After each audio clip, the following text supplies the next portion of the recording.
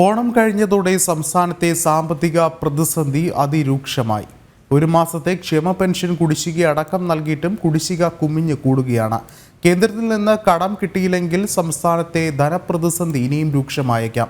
പ്രതിസന്ധി രൂക്ഷമായതോടെ ട്രഷറി നിയന്ത്രണവും കടുപ്പിച്ചിരിക്കുകയാണ്. ഓണം കഴിഞ്ഞതോടെ സംസ്ഥാനത്തെ സാമ്പത്തിക പ്രതിസന്ധി രൂക്ഷമാവുകയാണ്.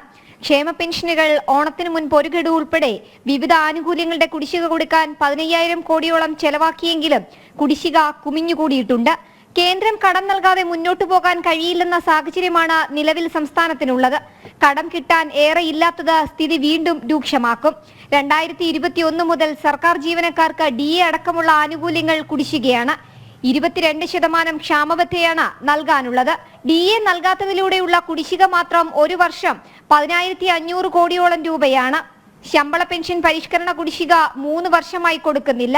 ക്ഷേമാനുകൂല്യങ്ങൾ അനുവദിച്ചാൽ കുടിശ്ശിക നൽകില്ലെന്നാണ് സർക്കാരിന്റെ ഇപ്പോഴത്തെ നയം. ട്രഷറി നിയന്ത്രണം കൂടി വന്നതോടെ കുടിശ്ശിക വർദ്ധിക്കുമെന്ന് ഉറപ്പായി. ഈ സാമ്പത്തിക വർഷം 37,512 കോടി രൂപ കടമെടുക്കാനാണ് അനുമതി. ഇതിൽ ഡിസംബർ വരെയുള്ള 21,253 കോടി രൂപ സെപ്റ്റംബർ ആദ്യം തന്നെ എടുത്തു. ബാക്കി തുക വരുന്ന ജനുവരിയിലാണ് എടുക്കാനാവുക. ഓണച്ചെലവുകൾക്കായി 4,200 കോടി രൂപ കടമെടുക്കാൻ കേന്ദ്രം അനുവദിച്ചിരുന്നു. ഓണം കഴിഞ്ഞതോടെ വീണ്ടും പ്രതിസന്ധി രൂക്ഷമായി. ഇതോടെ ട്രഷറി നിയന്ത്രണവും കടുപ്പിച്ചു. 29,133 കോടി രൂപയാണ് സംസ്ഥാനത്തെ പെരുകിയ കുടിശ്ശിക. വിവിധ കരാറുകാർക്ക് കൊടുക്കാനായി 2,500 കോടി രൂപ കണ്ടെത്തണം. DA, DR നൽകാനായി 18,000 കോടി രൂപയാണ് വേണ്ടത്. ക്ഷേമ പെൻഷനുകൾ നൽകാൻ 36,000 കോടി രൂപയും കണ്ടെത്തണം. ഇതും കുടിശ്ശികയായി കിടക്കുകയാണ്.